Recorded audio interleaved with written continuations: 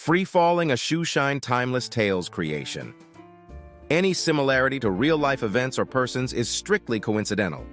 My name is Bill Peterson. I'm that crazy prick who jumps out of perfectly good airplanes and always retorts, "Who says they are perfectly good?" I'm 63 years old, and for 3 decades I've been a jumper. The type of parachute used by a wingsuit flyer would often be very different from the parachute used by someone who flies in a head-down, free flyer, body position.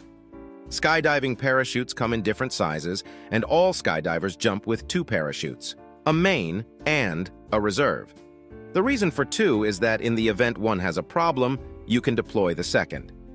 Considering the number of options on the market, shopping for the best parachutes can be challenging and time-consuming. In 3 decades, I've jumped 1,500 weekends with over 11,000 jumps. I tell you this for context to my story. I'm no newbie first-time jumper. If you are serious about crew, there is only one choice: the PD Lightning.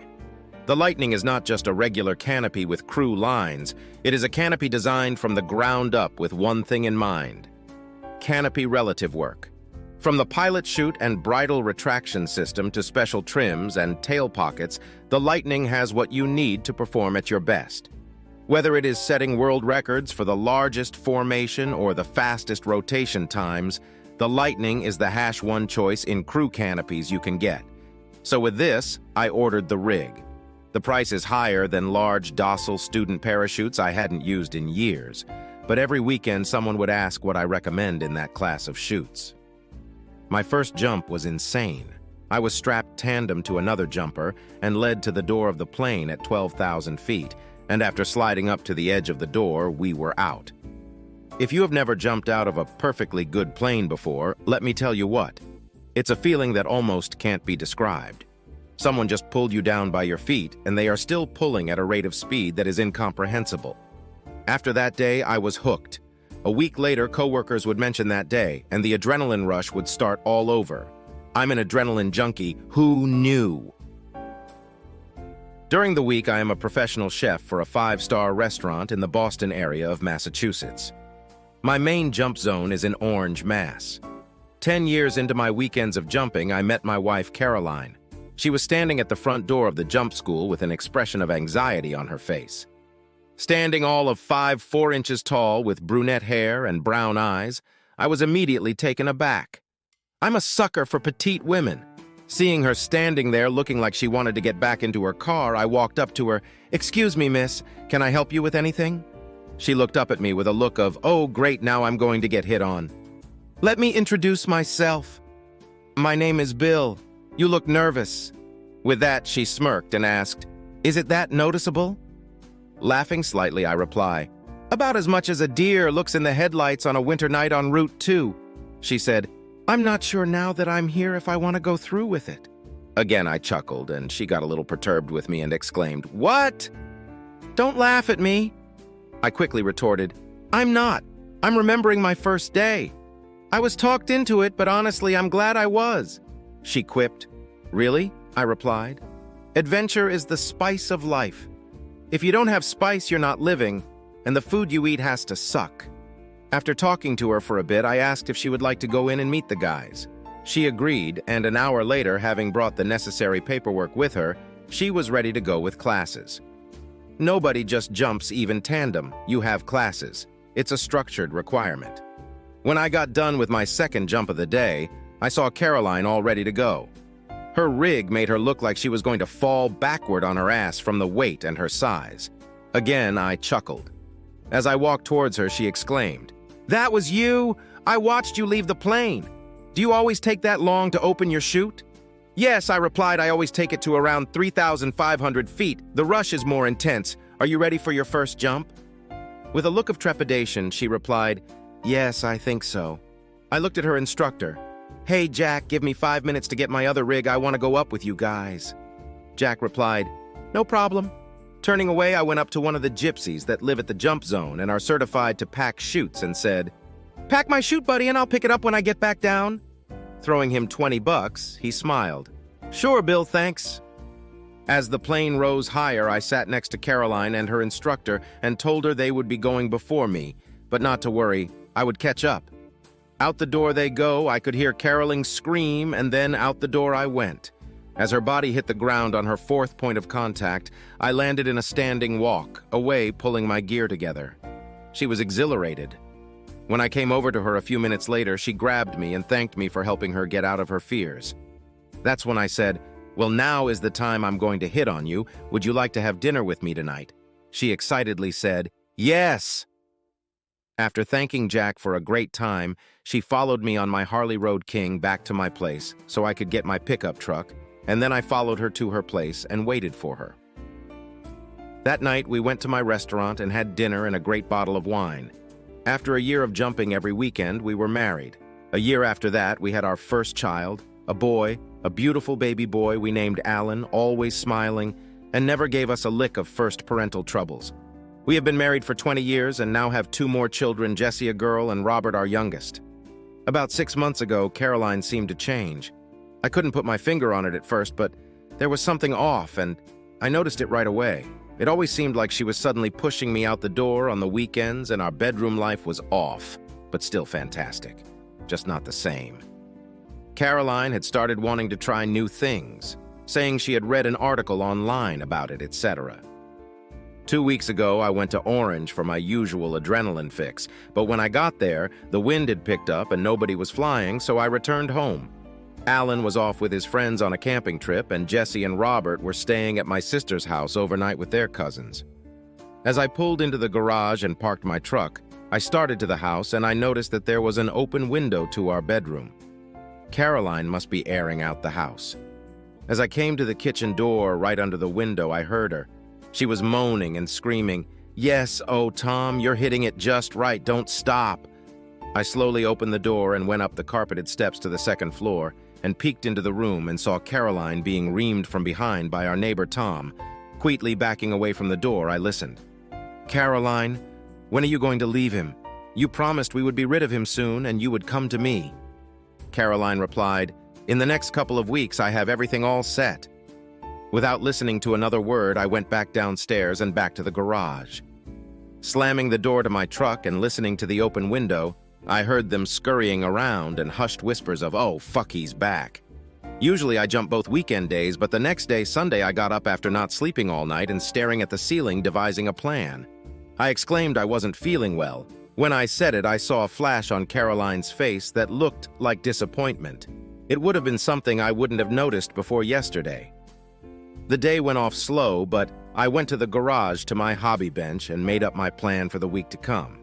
I reached out to the restaurant and told my first chef, Daniele, I wasn't going to be in for a few days, and she was concerned if I was okay. I just told her I had a stomach thing and didn't even go on my jumps. She exclaimed, "Okay, boss man, take care." 20 minutes later, Caroline came into the garage looking at me with a suspicious look and asked if I needed anything. I said no, and then informed me that she was going out for the week's food shopping, and she left. 5 minutes later, I heard Tom's car start up and leave his driveway. Monday morning, I went to my truck and left at my usual time, but went to a nearby cafe and called my lawyer to see if he could see me today, and he said, "Absolutely, Bill, come in around 11.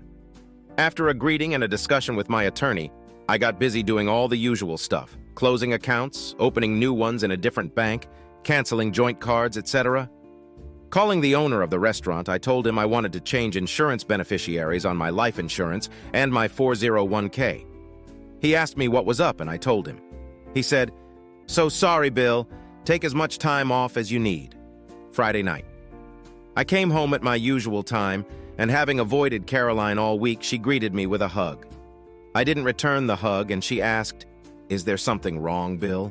with a concerned look. I wanted to grab her by the throat and say, "What makes you think there's anything wrong, you cheating fucking whore?" But I just said, "No, I'm just tired, and I still don't feel all that great." She gave me a sideways look and turned back towards the kitchen. Friday night thoughts of paying off one of the jump pilots and dropping Caroline and Tom out the door at 14,000 feet went through my mind, but I knew that wouldn't work. After not sleeping for yet another night, I said fuck it and hopped into my truck heading to Orange. Caroline was still in bed. I knew perfectly well she was going to be fucking that bastard, but I didn't care she was going to be served Monday morning, and so was Tom for alienation of affection. When I got to the jump zone, I unloaded my new rig. She was a beauty. After securing a ride up, I got ready and off we went. Skydiving is a lot safer than most people think. However, it does carry some risks. Most skydiving accidents happen with the parachute open, usually due to poor judgment or avoidable risks taken during the landing. Broken legs, sprained ankles, and fractured pelvises are heard of far more than a fall where the parachute is unflyable. On the rare occasion that a parachute doesn't open, there is a reserve canopy in place. This backup parachute will deploy if the main parachute doesn't open. The chances of the main parachute and reserve parachute both not opening are millions to one. The reserve chute is a super solid plan B. If for any reason your main parachute doesn't open or is faulty, the thing to remember is to stay calm, and the reserve will come to your rescue. The most significant risk to the reserve parachute not saving you is panic. In some rare circumstances, the main parachute may open but become twisted or unflyable. You may need to cut away the main chute and then deploy your reserve in this situation. Most modern parachute setups have the reserve parachute in a separate container from the main canopy. A simple 3-ring release system will jettison or cut away the main chute, which releases it in a split second. If for any reason the parachute doesn't release, skydivers carry a hook knife to finish the job. Once the main parachute is clear, the reserved will deploy. The chances of the main parachute and reserve parachute not opening are millions to one. I get ready to jump third to the door, then out I go. At 3,600 feet, I pull my cord. Nothing. Don't panic, Bill. Successful cutaway. No second chute. I'm gonna kill that fucking bitch. Okay, Bill? Remembering my training, panicking will only make things worse. Next, try to deploy your reserve chute if you have one. If that fails, aim for a soft landing spot like trees or bushes. Finally, try to absorb the impact of your fall by rolling into a ball and tucking your head. I can hear my instructors from so many decades ago, fuck dead man flying. I cut away the auxiliary chute and flatten out, hoping to curl up at the last second, like it's going to do any good. The odds of survival are 1 in 167,000 people. Beep, beep, beep, beep. Code blue ICU room 212 stat. Beep, beep. Suddenly I awaken. I'm in a hospital and there's a team of people surrounding me. Doctors rush in, Mr. Peterson. Stay calm. You're okay. Try to relax. Relax my ass. What's happening? Realizing after a few more minutes that I have a fire hose down my throat and tubes sticking out of me everywhere. I start convulsing. Sometime later, I awaken again and Caroline is sitting next to me in a chair. I lay there with my eyes closed, hoping she hadn't seen me open them. After what seemed like an eternity, I heard a nurse come into the room. Caroline told the nurse she was going to the cafeteria. The nurse was over me adjusting something, and I moved enough to get her attention. Again, doctors came in, and while they were there, I'm trying to tell them something. Fortunately, my nurse realized this, and she asked me if I wanted to try to write down something. As she put the pen in my hand, I wrote one letter at a time while she held the notepad onto the sheet beneath my hand. Call the police. She looked shocked. I started writing again. Don't let that bitch back in my room. Murder. In the United States, skydiving accidents are investigated by the following authorities. 1. The state and local police, the accident investigators, Federal Aviation Administration, the National Transportation Safety Board, NTSB, for fatal or serious accidents involving aircraft, the United States Parachute Association, USPA, for accidents involving USPA members or drop zones. How long have I been here? I wrote. The nurse by my side said, 7 weeks, you are lucky to be alive, you're famous. Sometime later, a police officer came into the room. The nurse with another nurse helping me, I was able to communicate to them what I needed to tell them. The rig was brand new. I packed my chutes the night before and someone had tampered with my chutes. That I believed that my wife, an experienced skydiver, did it. As the police were leaving, Caroline came up to the door, but was turned away by the nurse. The police asked her if she was my wife, and they brought her out into the corridor. Everything went black. Not knowing how long I had been out, I realized my sister was sitting in the room. My tubes had been removed, all except that damned catheter. I could feel it. It sucked. As I awakened, I looked over and my sister got up and came over to give me a kiss and a slight hug. It's okay, Bill. The children are at my place and Caroline and Tom have been arrested. It seems that after you told them that Caroline was the only one that had access to your chutes, they got warrants. When they searched the house, they found the voice-activated recorder you placed on your nightstand and the cameras in the living room and bedroom right where you told them they were.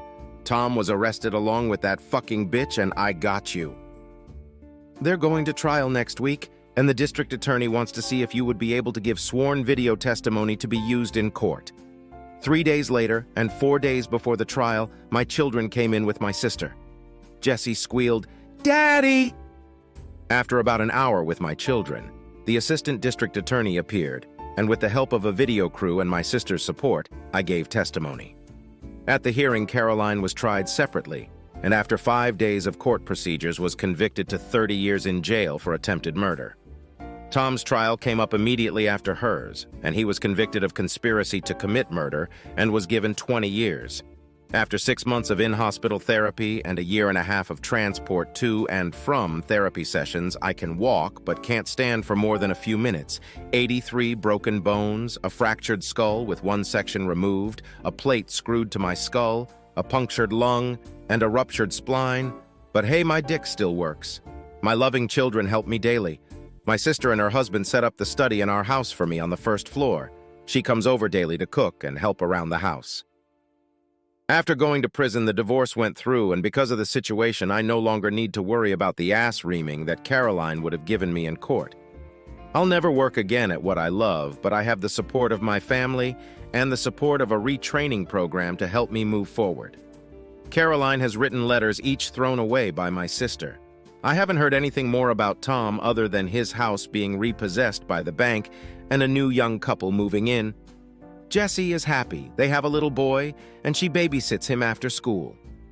My nurse, Cynthia, from the hospital, spent many hours with me talking and bringing me back to sane. She comes by often, and we have gotten close. Who knows? By the way, she talks. Maybe we have something. Her actions tell me that's a thing. The kids love her, and Jessie always makes comments about her. Life is good. It's not the life I thought I was going to have, but I'm alive and surrounded by love. If you liked the video, please like, share, and subscribe to our channel.